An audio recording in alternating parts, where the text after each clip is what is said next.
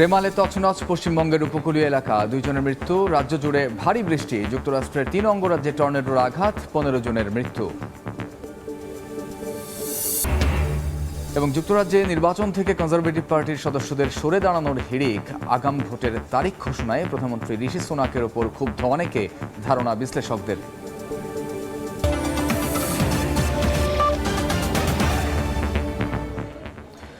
আন্তর্জাতিক সময়ের সঙ্গে আছে আমি কামরুজ্জামান মামুন।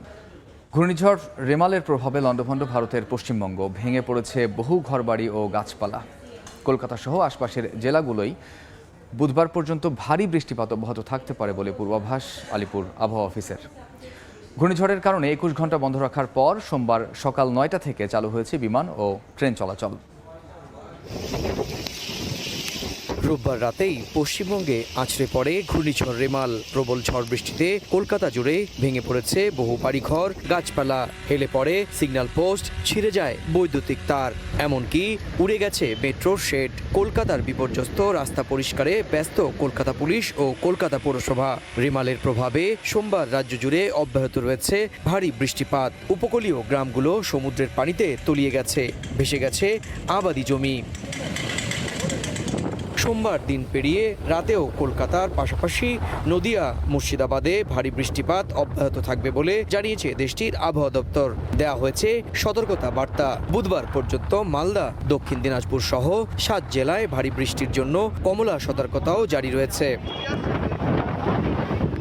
এদিকে সোমবার সকাল 9:30টার পর শিয়ালদা দক্ষিণে চালু হয়েছে রেল চলাচল। ঘূর্ণিঝড়ের কারণে রোববার বেলা 12টা থেকে সোমবার সকাল 9টা পর্যন্ত বন্ধ রাখা হয় নেতাজি সুভাষচন্দ্র আন্তর্জাতিক বিমানবন্দর।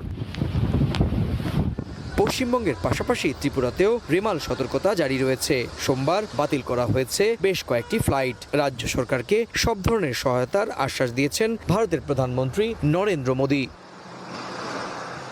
সুব্রত আচার্য, সময় সংবাদ, পশ্চিমবঙ্গ, ভারত।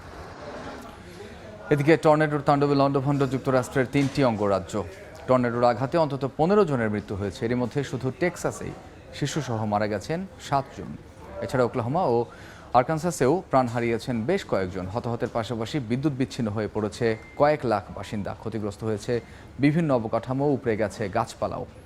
এদিকে দুর্যোগকালীন সতর্কতার আওতায় রয়েছে দেশটির শতাধিক কাউন্টি। টর্নেডোর তাণ্ডবে যুক্তরাষ্ট্রের বেশ কয়েকটি অঙ্গরাজ্য পরিণত হয়েছে ধ্বংসস্তূপে। স্থানীয় সময় রোববার দেশটির 3টি অঙ্গরাজ্যে আঘাত হানে শক্তিশালী ঝড়। ক্ষতিগ্রস্ত হয়েছে টেক্সাস, ওকলাহোমা ও আরকানসাস। এতে বেড়েই চলেছে হতাহতের সংখ্যা। আবহাওয়া দফতরের তথ্য মতে ঝড়ে সবচেয়ে বেশি ক্ষতিগ্রস্ত হয়েছে টেক্সাস। অঙ্গরাজ্যটিতে তছনছ হয়ে গেছে অনেক বাড়িঘর, উপড়ে গেছে বৈদ্যুতিক খুঁটি, গাছপালা। বিদ্যুৎ বিচ্ছিন্ন হয়ে পড়েছে লাখেরও বেশি বাসিন্দা। প্রবল ঝড় আঘাত হানে ওকলাহোমাতেও। এতে বেশ কিছু ভবন ও অবকাঠামো ক্ষতিগ্রস্ত হয়েছে। বন্ধ হয়ে গেছে বিভিন্ন এলাকার রাস্তাঘাট। ধ্বংসস্তূপ সরাতে ও আহতদের উদ্ধার করতে কাজ শুরু করেছে জরুরি বিভাগের সদস্যরা। একই চিত্র আরকানসাসেও। এখন পর্যন্ত কয়েক হাজার বাসিন্দা বিদ্যুৎহীন হয়ে পড়েছে। বিভিন্ন এলাকায় কয়েক ঘন্টার মধ্যে বৃষ্টিপাত হয়েছে। এর আগে শনিবার সন্ধ্যায় আবহাওয়া দফতর সতর্কতা জারি করে। এতে যারা বিভিন্ন জায়গায় আশ্রয় নিয়েছিলেন ওই ভবনগুলো ভেঙে পড়েছে। এর মধ্যেই ঝুঁকিপূর্ণ এলাকাগুলোতে জরুরি অবস্থা জারি করেছে কর্তৃপক্ষ। জানানো হয় দুর্যোগকালীন সতর্কতার আওতায় রয়েছে দেশটির শতাধিক কাউন্টি। জান্নাতুল সাদিয়া, সময় সংবাদ। সংসদ সদস্য আনোয়ারুল আজিম আনার হত্যার তদন্তে আবারও কলকাতার নিউ টাউনের সঞ্জীবা গার্ডেন্স পরিদর্শন করেছেন ঢাকার গোয়েন্দারা। এমপি আনারের লাশের খণ্ডিত অংশের পাশাপাশি হত্যার আলামত উদ্ধারকে এই মুহূর্তে সবচেয়ে বেশি গুরুত্ব দেওয়া হচ্ছে বলে জানান ডিএমপির গোয়েন্দা প্রধান হারুনুর রশিদ। কলকাতা থেকে সুব্রত আচার্যের আরও একটি রিপোর্ট। ডিবি প্রধান প্রায় এই ঘটনাস্থলে যেখানে কসাই জিহাদ দাবি করেছিল যে এখানে তার এমপি আনারের মৃতদেহের খণ্ডাংশ বা ক্ষুদ্রাংশ এখানে ফেলা হয়েছিল, কলকাতার অদূরে এই ভাঙরের এই বাগজোলা খালে প্রায় 40 মিনিটেরও বেশি সময় ধরে তিনি এই জায়গাটা পর্যবেক্ষণ করেন এবং সঙ্গে কিন্তু কসাই জিহাদকেও আনা হয়েছিল। কিন্তু এখানেও একই রকমভাবে কিন্তু ডিবি প্রধান তিনিও কিন্তু সন্ধান পেলেন না। তো সব মিলিয়ে তাকে প্রশ্ন করা হয়েছিল যে আসলেই এই যে এমপি আনারের দেহ না পাওয়া গেলেও তাকে যে কুচি কুচি করে কাটা হলো, কিমা বানানো হলো, সেই কিমা বানাতে গেলে যে প্রয়োজন ধারালো অস্ত্র, চাপাটি বা চাকু, সেগুলো কোথায় গেল? তিনি বলছেন যে সেগুলো উদ্ধারের কাজ চলছে। প্লেস অফ অকারেন্স যেখানে হয়েছে সেটা কিন্তু আমরা ভিজিট করেছি। আমরা গতকালও গিয়েছি, আজকেও আমরা আসামিকে নিয়ে আমরা টিআই প্যারেড করেছি। অ্যাকচুয়ালি কোন রুমটাতে কোন জায়গাটাতে ঘটনাটি ঘটেছে, অপরাধীরা যে জায়গাটাতে লাশটা ফেলেছে বলে বলেছেন, আমরা সে খালে এসেছি, আমরা খালটাও পরিদর্শন করছি এবং সেখানে কিভাবে যদি এখানেই ফেলে থাকে তাদের কথা মতো আমরা উদ্ধার করার জন্য আমরা কলকাতা পুলিশের সাথে আমরা একসাথে এখানে এসেছি। সিআইডির জিজ্ঞাসাবাদে কসাই জিহাদ বলেছে যে একেবারে নৃশংস কায়দায় যাতে কোনো অস্তিত্ব বা তথ্য প্রমাণ পাওয়া না যায় সেই রকমভাবেই কিন্তু এমপি আনারকে খুন করা হয়েছে এবং ফাইজুলকেও কিন্তু এখন খুঁজছে কলকাতার গোয়েন্দা দপ্তর। সব মিলিয়ে এমপি আনার খুনের পর তার দেহের ক্ষুদ্রাংশ বা দেহের অংশ বা তাকে বহন করা, তার দেহাংশ বহন করা ট্রলি, সেটি আসলে এখনো পর্যন্ত গোয়েন্দাদের কিন্তু নাগালের বাইরে রয়েছে, এমনটাই কিন্তু বিভিন্ন সূত্র থেকে জানা যাচ্ছে। সুব্রত আচার্য, সময় সংবাদ, কলকাতা। নিরীহ গাজাবাসীর উপর ইসরায়েলের হামলার নিন্দা ও গণহত্যার প্রতিবাদে দক্ষিণ কোরিয়ায় বিক্ষোভ সমাবেশ করেছে মুসলমান কমিউনিটি। সমাবেশে গাজার মুক্তিকামী জনতার প্রতি সংহতি জানান স্থানীয় কোরীয়রা। বৈরী আবহাওয়া উপেক্ষা করে এই বিক্ষোভে অংশ নেন কয়েকশো মানুষ। দক্ষিণ কোরিয়া থেকে মোহাম্মদ হানিফের রিপোর্টে বিস্তারিত।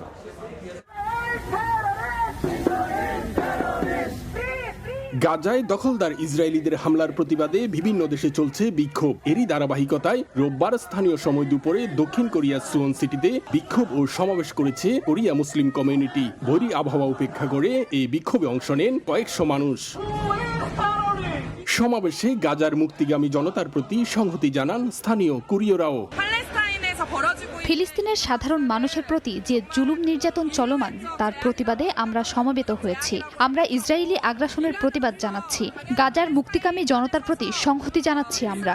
বিক্ষোভ থেকে অবিলম্বে আগ্রাসন বন্ধ এবং ফিলিস্তিনকে একটি স্বাধীন সার্বভৌম রাষ্ট্র হিসেবে স্বীকৃতি দিতে বিশ্ব নেতাদের প্রতি আহ্বান জানানো হয়।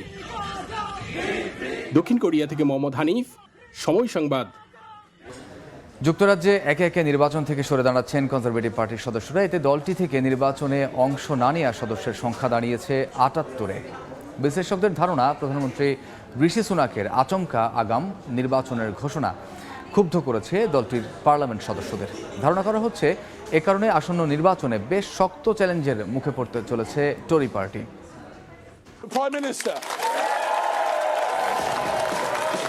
আচমকাই ৪ জুলাই যুক্তরাজ্যের সাধারণ নির্বাচনের সম্ভাব্য তারিখ ঘোষণা করেন দেশটির প্রধানমন্ত্রী ঋষি সুনাক। এরপর গেল বৃহস্পতিবার থেকে শুরু হয় নির্বাচনী প্রচারণা। লেবার পার্টির কেয়ার স্টারমার ও কনজারভেটিভ পার্টির ঋষি সুনাক দুজনই প্রধানমন্ত্রী পদে জোর প্রচারণা শুরু করেন। নিজ নিজ জায়গা থেকে বিভিন্ন প্রতিশ্রুতি আর আশার বাণী নিয়ে তারা হাজির হচ্ছেন জনগণের কাছে।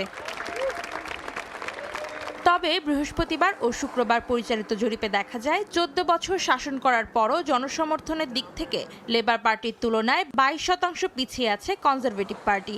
এদিকে আগাম নির্বাচনের ঘোষণা দিয়ে দলের অনেককে একই সঙ্গে অবাক ও ক্ষুব্ধ করেছেন ঋষি সুনাক। এ কারণে অনেকেই সরে দাঁড়াচ্ছেন নির্বাচন থেকে। আসন্ন নির্বাচনে না দাঁড়ানোর সিদ্ধান্ত নিয়েছেন মন্ত্রী পরিষদ সদস্য মাইকেল গোভ এবং আন্দ্রেয়া লিডসাম। শুক্রবার সামাজিক যোগাযোগ মাধ্যমে পদত্যাগের ঘোষণা দেন মাইকেল গোভ। এতে কনজারভেটিভ পার্টি থেকে নির্বাচনে অংশ না নেওয়া সদস্যের সংখ্যা দাঁড়িয়েছে ৭৮-এ। পদত্যাগ করা জ্যেষ্ঠ সদস্যদের মধ্যে সাবেক প্রধানমন্ত্রী থেরেসা মে এবং সাবেক প্রতিরক্ষা মন্ত্রী বেন ওয়ালেসও রয়েছেন। ধারণা করা হচ্ছে আসন্ন নির্বাচনে টরি পার্টি বেশ শক্ত চ্যালেঞ্জের মুখে পড়তে চলেছে। অন্তরা সেন, সময় সংবাদ। আবারও মহাকাশে স্যাটেলাইট উৎক্ষেপণের উদ্যোগ নিয়েছে উত্তর কোরিয়া। এতে বেশ অসন্তোষ প্রকাশ করেছে প্রতিবেশী দেশ জাপান ও দক্ষিণ কোরিয়া। পিয়ংইয়ংকে সতর্ক করে টোকিও জানিয়েছে ব্যালিস্টিক ক্ষেপণাস্ত্র প্রযুক্তি ব্যবহার করে স্যাটেলাইট উৎক্ষেপণ জাতিসংঘের প্রস্তাবের লঙ্ঘন। নানা সময়ে আকাশে ব্যালিস্টিক ক্ষেপণাস্ত্র উৎক্ষেপণ করে বিশ্ববাসীর কাছে নিজেদের সামরিক সক্ষমতার জানান দেয় উত্তর কোরিয়া। গেল নভেম্বরে ৩ বারের প্রচেষ্টার পর সফলভাবে গোয়েন্দা স্যাটেলাইট উৎক্ষেপণ করে দেশটি। এবার ২৭শে মে থেকে ৪ জুনের মধ্যে আবারও মহাকাশে স্যাটেলাইট পাঠানোর বিষয়ে প্রতিবেশী দেশ জাপানকে অবহিত করেছে পিয়ংইয়ং। জাপানের কোস্টগার্ড জানিয়েছে উত্তর কোরিয়া রোববার দিবাগত রাত থেকে সোমবারের মধ্যে শুরু করেছে স্যাটেলাইট উৎক্ষেপণের ৮ দিনের কার্যক্রম। উপগ্রহ বহনকারী রকেটের ধ্বংসাবশেষ পড়ার সম্ভাবনা থাকায় দেশটির কোরীয় উপদ্বীপ এবং ফিলিপিন্সের লুজন দ্বীপের কাছে ৩টি সামুদ্রিক অঞ্চলকে সতর্ক করা হয়েছে। এদিকে সোমবার ৫ বছরের মধ্যে প্রথমবারের মতো ত্রিপক্ষীয় সম্মেলনে বসেছে চীন, জাপান ও দক্ষিণ কোরিয়া। আঞ্চলিক সহযোগিতা বৃদ্ধি ও আন্তঃবাণিজ্যিক সম্পর্ক জোরদার করতে ২০১৯ সালের পর এই প্রথম বৈঠকে বসেছে এশিয়ার এই ৩ দেশ। এর আগেই উত্তর কোরিয়া স্যাটেলাইট প্রেরণের এই বিজ্ঞপ্তি জানায়। দেশটির এমন পরিকল্পনায় নিন্দা জানিয়েছেন জাপানের প্রধানমন্ত্রী ফুমিও কিশিদা। জাপানের পররাষ্ট্র মন্ত্রণালয় জানিয়েছে পিয়ংইয়ং স্যাটেলাইট উৎক্ষেপণের ঘোষণার পর ওয়াশিংটন, টোকিও ও সিউলের কর্মকর্তারা টেলিফোনের মাধ্যমে আলোচনা করেছেন। তারা পিয়ংইয়ংকে এই পরিকল্পনা স্থগিত করার আহ্বান জানিয়েছে। উত্তর কোরিয়াকে সতর্ক করে জাপান বলেছে, ব্যালিস্টিক ক্ষেপণাস্ত্র প্রযুক্তি ব্যবহার করে স্যাটেলাইট উৎক্ষেপণ জাতিসংঘের প্রস্তাবের লঙ্ঘন। এদিকে পিয়ংইয়ংয়ের স্যাটেলাইট উৎক্ষেপণের পরিকল্পনার মধ্যেই সোমবার যুদ্ধবিমানের মহড়া চালিয়েছে সিউল। F-35 সহ প্রায় ২০টি বিমান নিয়ে এ মহড়া চালায় দক্ষিণ কোরিয়া। অন্তরা সেন, সময় সংবাদ। জার্মানিতে ৩ দিনের রাষ্ট্রীয় সফরে গেছেন ফরাসি প্রেসিডেন্ট ইমানুয়েল ম্যাক্রো। গত ২৪ বছরের মধ্যে কোনো ফরাসি রাষ্ট্রপ্রধানের প্রথম জার্মানি সফর এটি।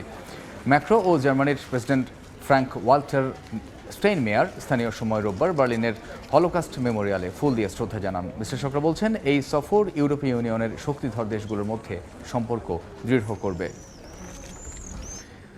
চীন ও বেলারুশের পর এবার রাষ্ট্রীয় সফরে উজবেকিস্তানে গেছেন রুশ প্রেসিডেন্ট ভ্লাদিমির পুতিন। নিজেদের মধ্যকার সম্পর্ক উন্নয়নে বৈঠকে বসেন দুই রাষ্ট্রপ্রধান। পঞ্চমবারের মতো ক্ষমতায় বসার পর এটি পুতিনের তৃতীয় বিদেশ সফর। তাকে একটি অনুষ্ঠানের মাধ্যমে স্বাগত জানান উজবেকিস্তানের প্রেসিডেন্ট। ক্রেমলিন থেকে জানানো হয়, তারা দুই দেশের বাণিজ্য ও অর্থনৈতিক ক্ষেত্রে সহযোগিতার বিষয়ে আলোচনা করবেন। কাপের ভেতর তরল দাহ্য পদার্থে আগুন ধরিয়ে ছুঁড়ে মারা হলো এক যাত্রীর গায়ে। নিউ ইয়র্কের ম্যানহাটনে একটি সাবওয়েতে আকস্মিক এই আক্রমণের ঘটনা ঘটে। এ ঘটনায় আক্রমণের শিকার ব্যক্তিকে হাসপাতালে নিয়ে জরুরি চিকিৎসা সেবা দেওয়া হয়েছে। সন্দেহভাজন ব্যক্তিকে ফৌজদারি মামলায় গ্রেফতার করা হয়েছে এবং জিজ্ঞাসাবাদ চলছে। পুলিশ আরও জানায়, ৪৯ বছর বয়সী টাইলর এর আগেও গত ফেব্রুয়ারিতে একটি সাবওয়ে প্ল্যাটফর্মে অপেক্ষমান যাত্রীদের ওপর জ্বলন্ত আগুন ছুঁড়ে মারে। বৈধ পথে রেমিটেন্স প্রেরণকারীদের অনুপ্রেরণা দিতে দুবাই বাংলাদেশ কনসুলেট আয়োজন করল রেমিটেন্স অ্যাওয়ার্ড ২০২৪। বাংলাদেশ সরকারের প্রবাসী কল্যাণ ও বৈদেশিক কর্মসংস্থান প্রতিমন্ত্রী ৮১ জন সিআইপি ও ৫১ জন বিভিন্ন ক্যাটাগরির সাধারণ প্রবাসী বাংলাদেশিদের হাতে এই পুরস্কার তুলে দেন। শিবলাল সাদিকের রিপোর্ট। বৈধ পথে রেমিটেন্স প্রেরণকারীদের অনুপ্রেরণা দিতে দ্বিতীয়বারের মতো বাংলাদেশ কনসুলেট দুবাই আয়োজন করল রেমিটেন্স অ্যাওয়ার্ড ২০২৪। শনিবার রাতে এক জমকালো আয়োজনের মধ্য দিয়ে এই রেমিটেন্স অ্যাওয়ার্ড প্রদান করা হয়। ২০২১, ২২, ২৩ সালে বাংলাদেশ সরকার নির্বাচিত ৮১ জন সিআইপি ও বিভিন্ন ক্যাটাগরিতে ৫১ জন সাধারণ প্রবাসী বাংলাদেশির হাতে এই রেমিটেন্স অ্যাওয়ার্ড তুলে দেওয়া হয়। এই সময় প্রধান অতিথি হিসেবে উপস্থিত ছিলেন বাংলাদেশ সরকারের প্রবাসী কল্যাণ ও বৈদেশিক কর্মসংস্থান প্রতিমন্ত্রী শফিকুর রহমান চৌধুরী। একজন মানুষ সম্মানিত হলে পরে অটোমেটিকলি সম্মানের অধিকারী হওয়ার জন্য তিনি কিছুটা কাজ করবেন এবং যারা সম্মানিত হয়েছেন তারা এই সম্মান রক্ষার্থে কাজ করে যাবেন, সেটা আমি বিশ্বাস করি। এখান থেকে যে রেমিটেন্স বাংলাদেশে প্রেরিত হয় তার সিংহভাগ তাদের এই কষ্টার্জিত অর্থ, তারা বৈধ পথে বাংলাদেশে অর্থ, এবং তাদেরকে সম্মান জানানোটা আমাদের দায়িত্ব। বাংলাদেশ সরকারকে অসংখ্য ধন্যবাদ আমাকে সিআইপি রেমিটেন্স অ্যাওয়ার্ড দেওয়ার জন্য। এভাবে যদি রেমিটেন্স অব্যাহত থাকে, বাংলাদেশের সমস্ত লেবারদের দ্বারা যারা আজকে আন্ডারে টাকা পাঠাচ্ছে, হুন্ডি করে টাকা পাঠাচ্ছে, এই হুন্ডির প্রভাবটা বন্ধ হবে বলে আমি বিশ্বাস করি। সাধারণ প্রবাসীদের মধ্য থেকে ৫১ জন রেমিটেন্স অ্যাওয়ার্ড প্রাপ্তদের মধ্যে রয়েছে নিম্ন বেতনধারী সাধারণ প্রবাসী, উচ্চ বেতনধারী প্রবাসী, ব্যবসায়ী, নারী উদ্যোক্তা, সাধারণ নারী কর্মী, বিভিন্ন পেশাজীবী, বিশেষ করে ডাক্তার, ইঞ্জিনিয়ার, ব্যাংকার ও সাংবাদিক। বাংলাদেশ কনসুলেট প্রাঙ্গণে আয়োজিত এই অনুষ্ঠানে পুরস্কার প্রাপ্ত প্রবাসী ছাড়াও কমিউনিটির বিশিষ্ট ব্যক্তিরা উপস্থিত ছিলেন। এই অনুষ্ঠানের উদ্দেশ্যই হচ্ছে আপনার বৈধ পথে রেমিটেন্স পাঠাতে উৎসাহ করা। আমি মনে করি একটা শুভ এটা একটা শুভ উদ্যোগ। বাংলাদেশের যেসব মিশন পৃথিবীর বিভিন্ন দেশে অবস্থিত, আমি আশা করব সেই সব মিশনের প্রধানেরাও এই ধরনের উদ্যোগ গ্রহণ করবেন। এইভাবে এই বাংলাদেশ কনসুলেট যদি কন্টিনিউ করে থাকে তাহলে আগামীতে রেমিটেন্সের প্রভাব অনেকাংশে বৃদ্ধি পাবে। অনুষ্ঠানে সভাপতিত্ব করেন বাংলাদেশ কনসুলেটের consul general BM Jamal Hossain. উপস্থিত ছিলেন দেশটিতে নিযুক্ত রাষ্ট্রদূত আবু জাফর। এদিকে এই ধরনের আয়োজনের ফলে সংযুক্ত আরব আমিরাত থেকে রেমিটেন্স প্রবাহ অনেক বেড়েছে বলে মনে করেন সংশ্লিষ্টরা। তবে দেশে রেমিটেন্স যোদ্ধাদের জানমালের নিরাপত্তা দিতে পারলে রেমিটেন্স প্রবাহ আরও বাড়বে বলে মত তাদের।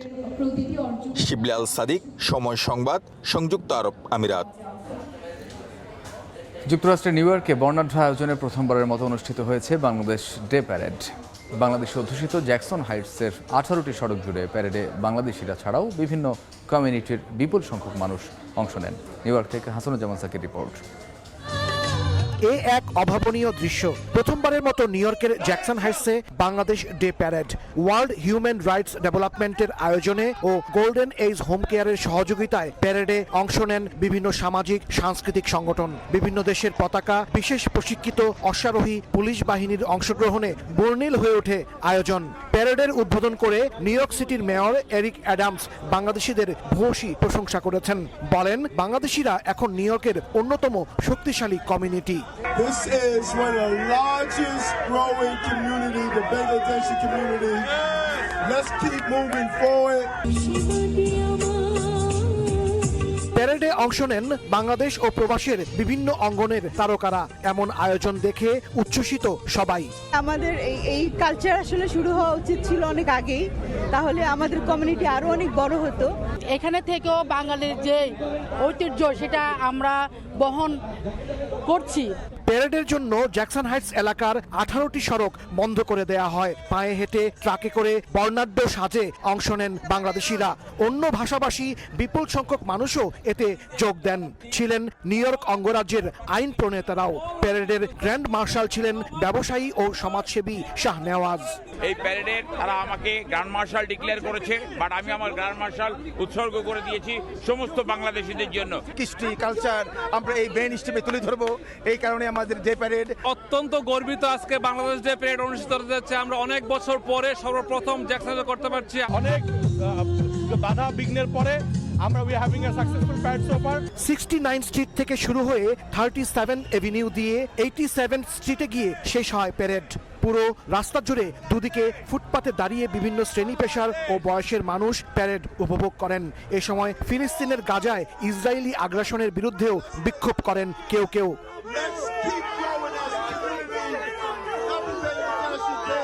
প্রবাসে যুক্তরাষ্ট্রে বিশেষ করে এই নিউ ইয়র্কে প্রথমবারের মতো বাংলাদেশ প্যারেড অনুষ্ঠিত হয়েছে। পুলিশের বিশেষ প্রশিক্ষিত বাহিনী, অশ্বারোহী, এরকম বিভিন্ন সামাজিক সাংস্কৃতিক সংগঠন নিয়ে এই আয়োজন ছিল অভূতপূর্ব। হাসানুজ্জামান সাকি, সময় সংবাদ, জ্যাকসন হাইটস, নিউ ইয়র্ক। আন্তর্জাতিক সময়ের শীর্ষ সংবাদ জানিয়ে দিচ্ছে আরেকবার। রেমালে তছনছ পশ্চিমবঙ্গের উপকূলীয় এলাকা, 2 জনের মৃত্যু। রাজ্য জুড়ে ভারী বৃষ্টি। যুক্তরাষ্ট্রের 3 অঙ্গরাজ্যে টর্নেডোর আঘাত, 15 জনের মৃত্যু।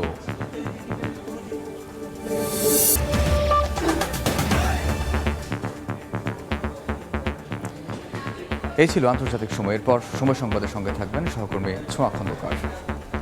ধন্যবাদ মামুন। সময় সংবাদ নিয়ে ফিরছি কিছুক্ষণ পর, সঙ্গেই থাকুন সময়ের।